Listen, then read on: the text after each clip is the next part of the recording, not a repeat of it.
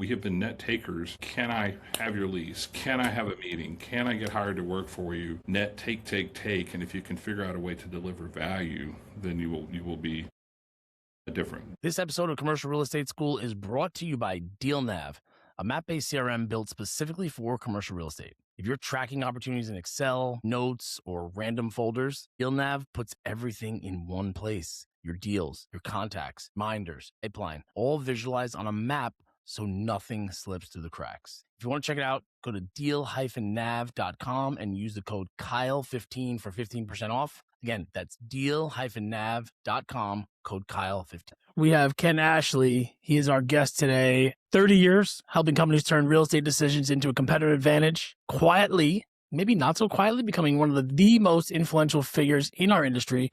And not just for deals closed, but in my opinion, for the people that he's building around him. And in that, I mean our community as a whole. So Ken Ashley is an executive director at Cushman Wakefield, a top 100 producer nationally, and the holder of 3 of the most demanding designations in commercial real estate: SIOR, CCIM, and MCR. He's a 27-year member of the Atlanta Commercial Board of Realtors, $1 Million Club, past chair of the Cushman Wakefield Tenant Advisory Group, and a regular speaker for global directors of real estate through Cornet Global. But most importantly, in my personal humble opinion, the reason my buddy Ken is here today is because he is now a best-selling author on Amazon here. And he has built, there it is. Where is it? There it is. That's so great to see. It must be so surreal to hold that. Yeah. But you're building this outside of brokerage. And in 2020, in addition to the book, CREi, Commercial Real Estate Influencers, another community that he's helped thousands of brokers find their footing in the business that we all know does not come with an instruction manual. And now the prescription is out. A codification of 30 years of mentorship, every system, every pattern, every hard lesson distilled into a framework that anyone who's serious about building a career in commercial real estate needs to read. Ken, I ordered my copy. I'm excited to dive into what this is all about. This is a huge surprise to me, even though we talk fairly regularly. First of all, congratulations and welcome to the show again. Thank you, Kyle. I appreciate the kind words, and it's an honor to be on your air. I appreciate you having me. Yeah, of course. I mean, I'm telling you, when I saw, I think it was on X that you wrote the book, I was like, okay, I need to order this because there's got to be some valuable tidbits in here. As you know, I think that some of the nuggets you drop on X are some of the best content in our industry. So I'm very happy for you, and I'm proud to say I know a best-selling author. Yeah, well, it's a surprise to me too. You mean you didn't know this was going to happen? Yeah, befuddled. Yeah. Well, let's just get into a little bit about who you are and how we got here first, right? Sure. So Cushman Wakefield, 30 years, top 1% producer. As somebody who's been in this business for a fairly long time, and as executive director, I think people starting out in this industry who this book is really aimed at and maybe obtaining for this goal someday, what does the day-to-day look like for you? Yeah, it's a fair question. And so I work as what's called a tenant rep. And so that means I don't represent buildings or landlords. I represent companies. And quite simply, we help them solve real estate problems. And so an example of what a tenant rep does, let's say, Kyle, you're the CEO of a company and you have 10,000 employees, you have 150 locations around North America. They can be office, can be industrial, whatever they are. It doesn't matter. As long as it has rent attached to it, we can represent, and also in a fee simple ownership. So what we do every day is work with directors of real estate and executives to help them, whether they're going to open a new location, whether they want to close a location or renew or move a location. And we manage something called the critical dates. So if they have a lease that's expiring, we can take a large portfolio of leases and tell you when you need to pay attention and help neaten up sometimes what otherwise might be a dirty room. And my day-to-day, to answer your question, is first of all of us are firefighters in this business. So the bell can ring and you got to go. So your best laid plans may be put aside. But my highest priority is delivering great client service. I tell the team I get involved when things are really good or really bad, and we're all human beings. And sometimes there are things that need to be fixed. I'm a pretty good fixer, and then maintaining relationships. And then my second highest duty and imperative is finding new relationships of people that we can serve. So I spend a lot of time thinking about that and, doing the steak dinners and doing the cocktail parties to bring transactions to our team. That's amazing. So now I'm a tenant rep. Yep. obviously at a different level. What do deals look like for an average client with the portfolios that you manage? What does an average deal look like for one of these guys? Uh, well, there's no silver bullet, but just to give you an example of a couple of things that we're working on now, what we find is there's a need for liquidity in corporate America now. Mm, And we're representing some Fortune 500 companies that own some of their facilities for one reason or another, and they're trying to free up cash, and they're doing what's called a sale then leaseback. And so we're working on a couple of transactions that are $100 million in size, and mm, we take that transaction to the capital markets and have people bid on it, and so we get compensated when that transaction occurs. Another common thing is people, now that we're back to the office, are wanting office space. And it's funny, it's not about the space, it's about the place, it's about the location. And mhm. employers all the time, they have to earn the commute. So people want nice office space. And Kyle, I know your listeners are paying attention. We hadn't exactly been building a lot of office buildings lately. Right. And we won't see any major new deliveries until probably 2031 or 2032. So what does an average transaction look like? We love to do a floor, which is 25,000 feet, or two floors, which is 50,000 feet. That's going to be a 10-year lease. And, you can do the math on whatever the volumes are. But we have a certain amount of sort of fixed cost in the world that I'm in. Mhm. We'll work on anybody's 2,500 square foot deal if it's the right deal and the right relationship. But, we can serve bigger transactions better. It takes the same amount of effort on a small transaction as it does on a large one. Yeah, I love that because it speaks to the analogy I always use is like it's like catering from the restaurants. Hmm. I would much rather do the catering orders. It's going to take me minimal. It's going to take me not much more effort to put those catering platters together than it would to do like 5 dishes.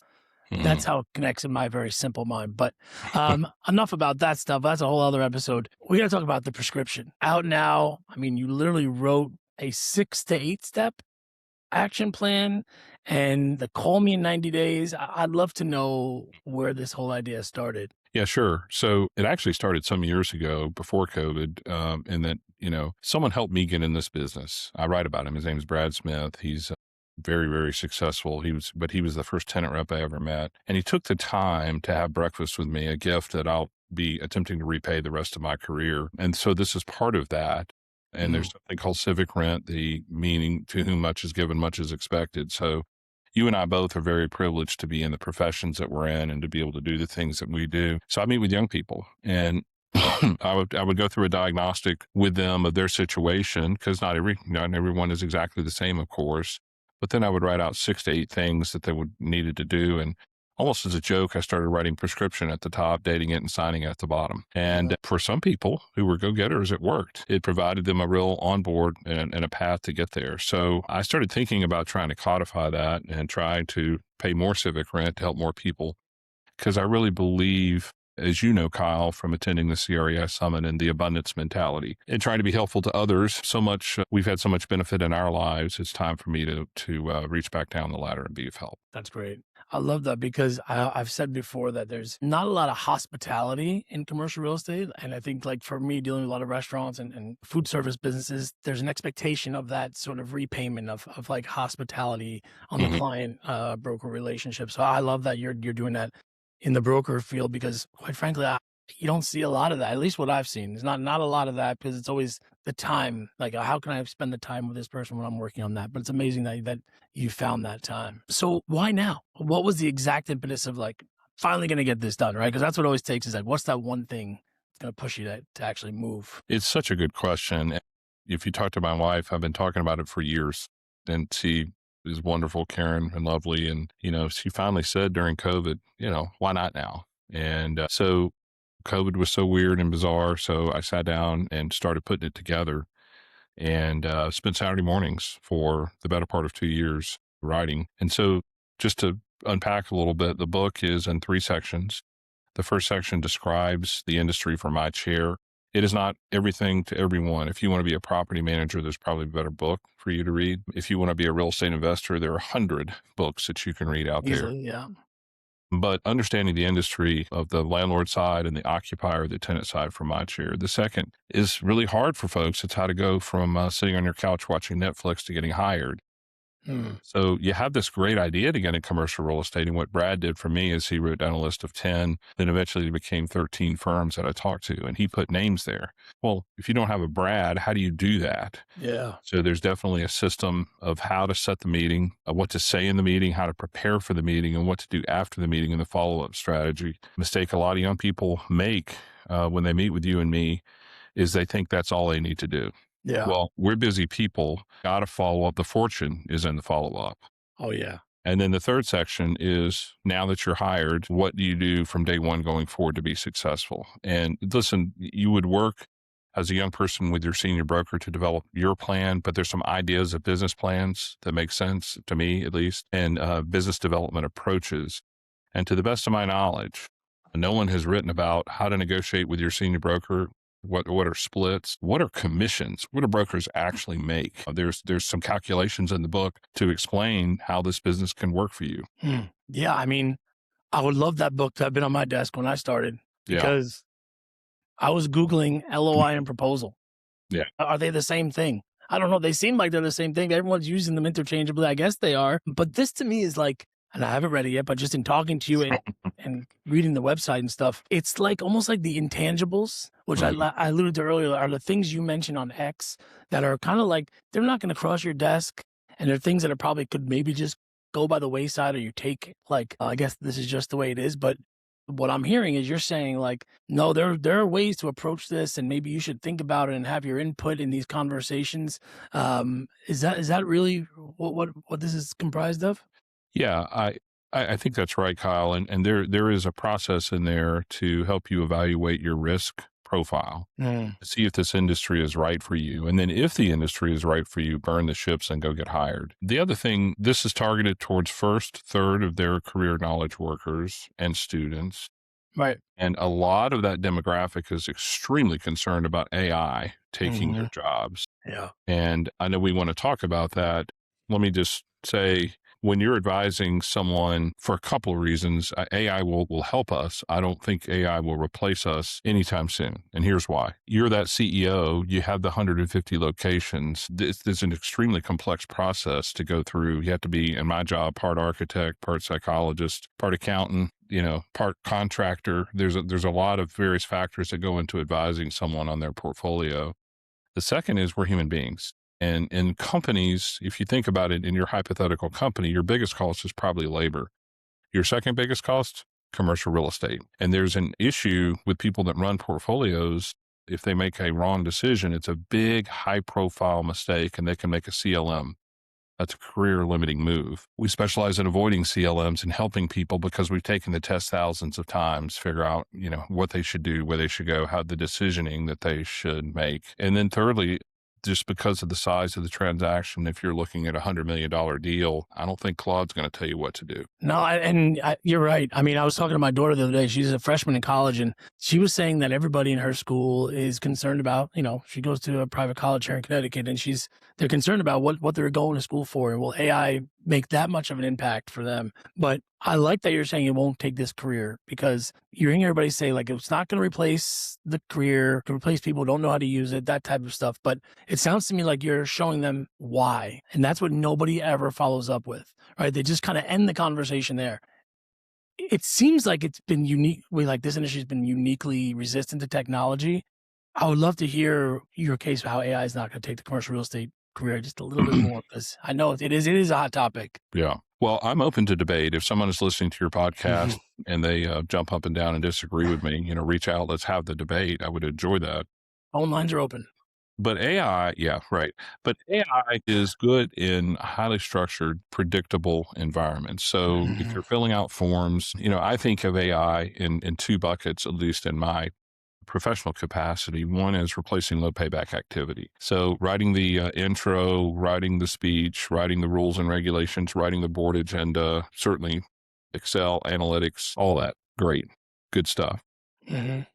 But when you have decisions that have to be made that have big impact, I think AI, as we all know, hallucinates. AI makes mistakes. Yes, you can have private AI, so you don't have to have public bots. But AI is just developing. Someone told me AI is like a teenager.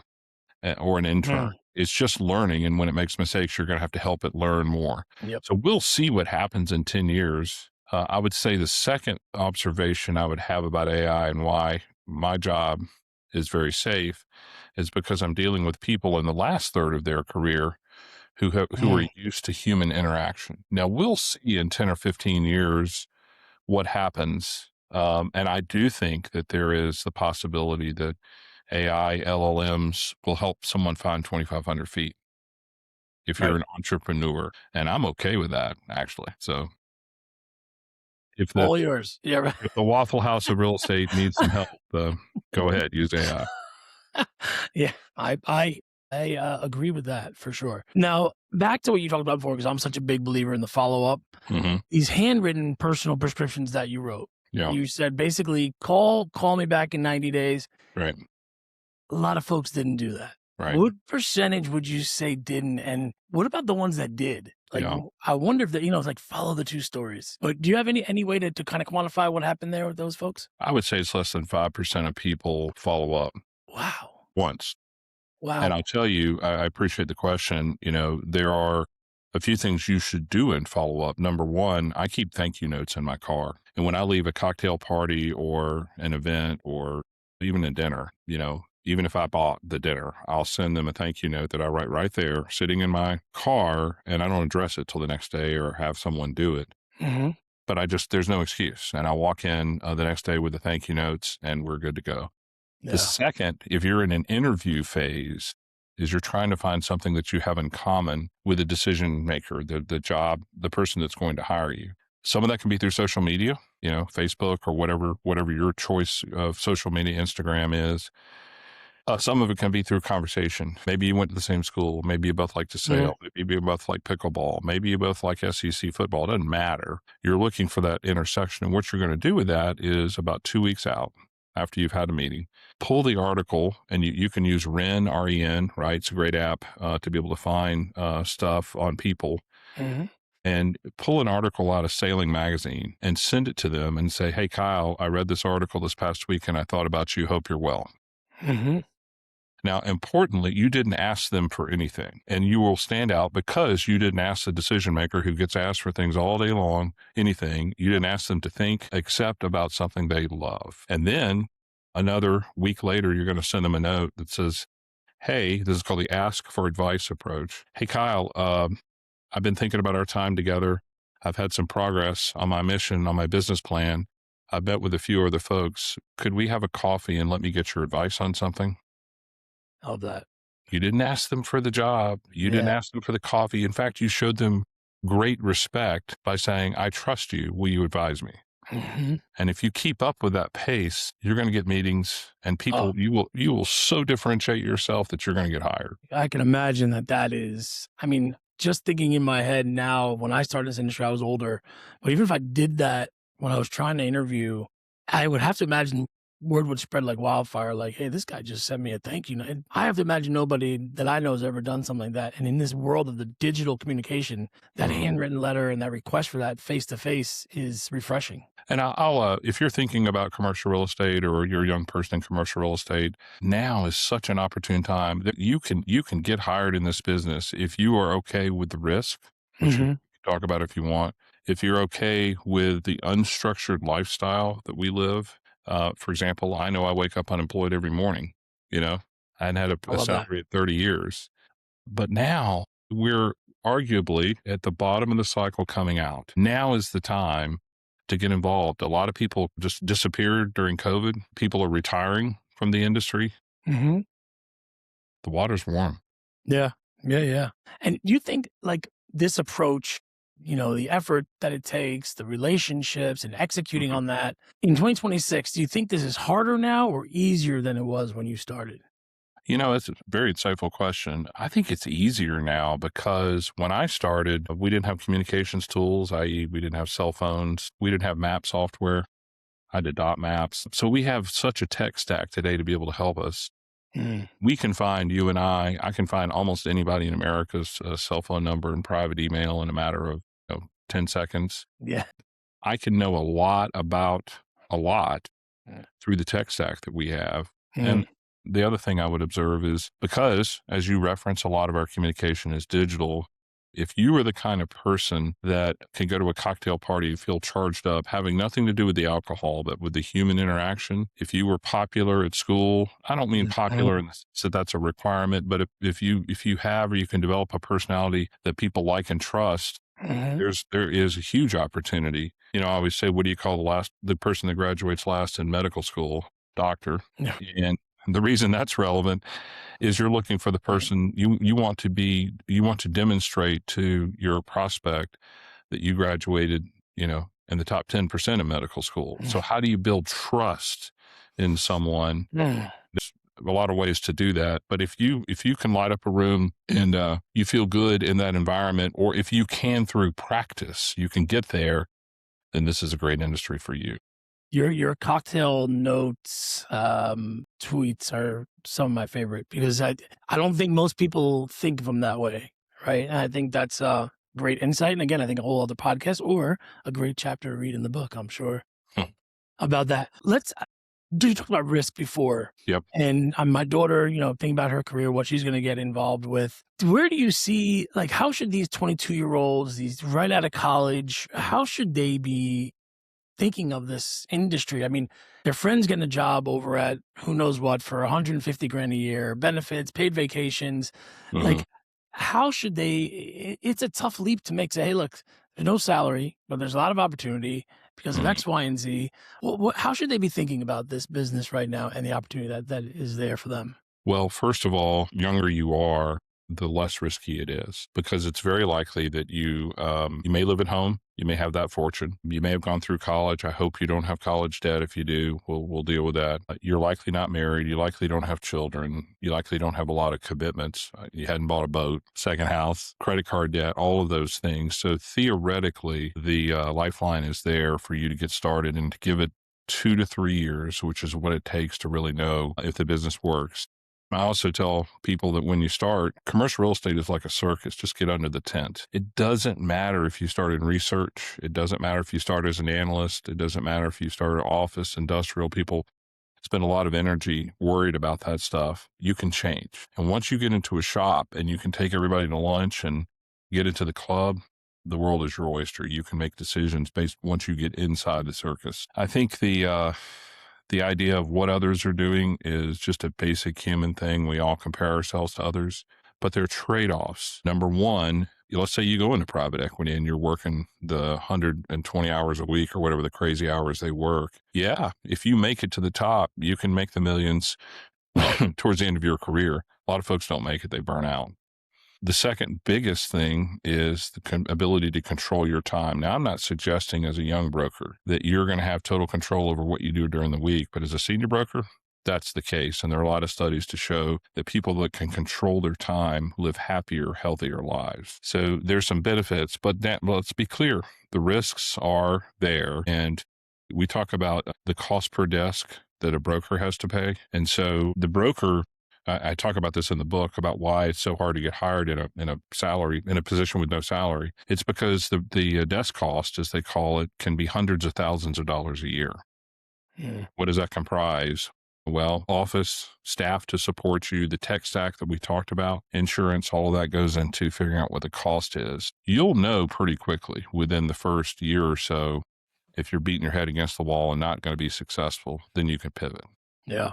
And I love that idea of getting into a shop and kind of tasting everything. I know some of the bigger tech companies allow you to do that. You want to go from advertising to sales or marketing or, be an analyst. They want you to learn more about that business because when they're in a role like you, then you've kind of tasted everything. Now you can kind of feel what that's like to be there. So I love that. I know we have not much time, but I want to just touch on two things that also kind of pertain to this younger generation, maybe what their concerns are around the industry. And that's both kind of centered around the same thing, which is cold calling.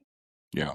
And you have a tool there where you kind of reframe cold calling as a professional discipline. And I love that because I started out at Morgan Stanley having to make 500 dials a day. We had a phone and a piece of paper with number 1 through 500 and trying to sell intangible products. It was just an awful way to do that. It's terrible. But the cold calling thing, I love it. It's market research, it's connections, it's a lot, but they didn't grow up with this phone, right? So there's just a lot of fear around it. What does that look like in practice right now? Well, first of all, I'm impressed. I didn't know you started your career there. That's quite something. Snuck in the back door. I hear you. Well, first of all, it's a lot of this is about context Mm, and framing. I call it direct contact calling as opposed to cold calling. My philosophy is a little different than people who, and by the way, there are so many ways to win in commercial real estate. So I am not proselytizing for my way or anybody's way. I'm just telling you how I think about mhm, it. So for me, instead of making hundreds of calls a day, I make calls that are focused and predicated upon what we believe is a known business problem or an opportunity. So if I'm calling someone, either the easiest is they have a lease expiration, or we've done a large transaction in the area that we want to tell them about, or here is a time tested tactic that makes a lot of sense. So let's say you're hired, you're a tenant rep in office in Chicago. Well, if you will pull up through the Business Journal's book a list, every engineering firm in Chicago, then you go to your real estate database. Probably you would use CoStar. You can figure out how many square feet they lease, estimate what they're paying, and then you can use this thing called LinkedIn to figure out how many people work there, LinkedIn Navigator. And then you can put together an analysis, a competitive analysis of what mm, everybody's paying per employee. So then you call the CEO of all those engineering companies and you say, hey, Kyle, it's Ken Ashley, Cushman Wakefield. My team's just completed a competitive analysis of all your competitors. Would you like to know what they pay on their second biggest cost? mm. So fundamentally, what that means is it's about delivering value. We have been net takers. Can I have your lease? Can I Oh, have a meeting? Can I get hired to work for you? Net take, take, take. And if you can figure out a way to deliver value, then you will be mm, different. The second is in dealing with rejection. yes. That was my next question. And dealing with rejection is different on different levels. But if someone just doesn't want to talk to you, what you have to know is they have no idea who you are. They don't know that you're married, that you have a beautiful family, that you have great parents, where you went to school. They don't know anything about you.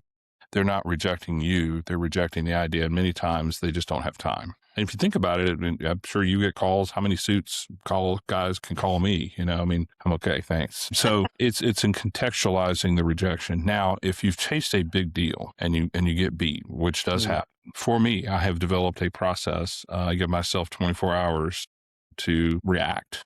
I can feel sorry for myself. I can kick a trash can. You know, I can just say, boy, things are awful. But after 24 hours are up, it's over and it's time to mhm, get back in the game. And what that allows me to do is sort of process it. We are humans and we do feel loss. We do feel pain. But if you can limit the time that you will let yourself feel sorry for yourself and then move on, that's helpful. And then finally, there's the opportunity. Cold calling or direct contact calling works. People say they do it. No, people aren't doing it. People are not making calls. People are not reaching out. mm. And if you will do this on a sustained basis, and we can talk about that if you want to, the point system, then you will win. You will make a difference. You will stand out. I'd love to hear about the point system because the cold calling piece to me is really the gold part because we could talk about this because I want to end with some CREi stuff just Sure, because I sure. feel like what's the right thing to do. But if you're doing that social stuff, I can't tell you how many times people say like, wait a second, are you the restaurant guy? Did you make that did I see you on Instagram? Yeah, It comes full circle. Now they do know you. It's not a yeah, cold call anymore. that's right. That's right. So yeah, let's talk about the point system. So I believe in systems to control and govern your time because in our profession, there's no one with a bullhorn and a whistle telling me what to do. As I said, there's no boss.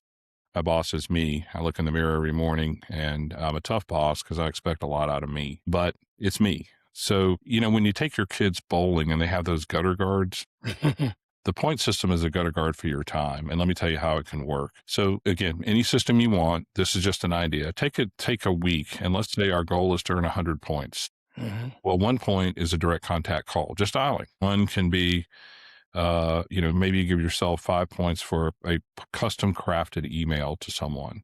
mm, Now, let's say you have a substantive real estate conversation with someone. That's 10 points. You're actually talking about presenting credentials. that's major. Then let's say you have an on-site meeting with someone. That's probably 25 points where you're really talking about real estate, not about football. And then if you get hired, that's 50 points. So obviously it's just get hired twice and you've completed your week. Easy But here's the peasy. most important part of that exercise. Think about something you really like to do, Mm, whether it's sailing or playing pickleball or whatever it is you want to do that is a good time. Take Friday off. If you hit 100 points on Thursday afternoon, take Friday off and go do the fun thing. So the dopamine is happening, and it will control how you think and what you say yes and no to, because you want to get 100 points. Now, what about lying? It's like going to the gym and saying, telling your wife you did it when you didn't. It's only going to hurt you. Right. So the outcome of that is, here's how this manifests. Number one, when we're walking around the shop, we can say, how you doing? Now you can say, I'm at 80 points, and everyone will know what that means. That's great. On your accountability. But the second is, we'll get a call from a landlord, and love you, landlord, appreciate what you're trying to do, but they'll have a building that's 45 minutes away, and they want to give me a free pork sandwich and a chance to run a flat screen TV if I'll come up and see their building. Now, there are reasons to do that if I'm working on a deal or I have a strategic relationship with this landlord. But to understand what you're investing, if it's, let's say, just make it easy, an hour up, hour back, you're there for 45 minutes or 30 minutes, you got a free pork sandwich, maybe you got a flat screen TV, and, you think about the kind of time that you're investing in that and the points that you're sacrificing to be able to go to that situation out of your week. And so now maybe you can't take off Thursday. You have to wait till Friday afternoon.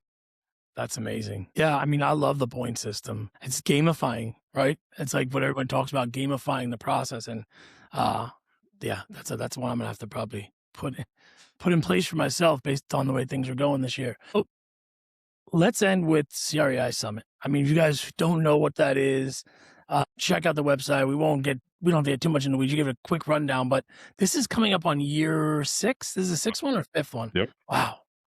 2020, right as COVID hit, full time to kind of launch this community. Yeah. I feel like the timing is right on time. And let's talk about Savannah this year and where we're at in planning for that one. Sure. Well, appreciate that. So it stands for Commercial Real Estate Influencers Summit. And listen, we understand the word influence in some corners is pejorative, but not in ours. The reason it's lowercase, the I, is because we believe with influencing for the benefit of others, that there's an opportunity to serve others. And the CREi Summit came about because in the beginning of COVID, I started putting together a list because I was personally interested in people who were doing things well in then social media.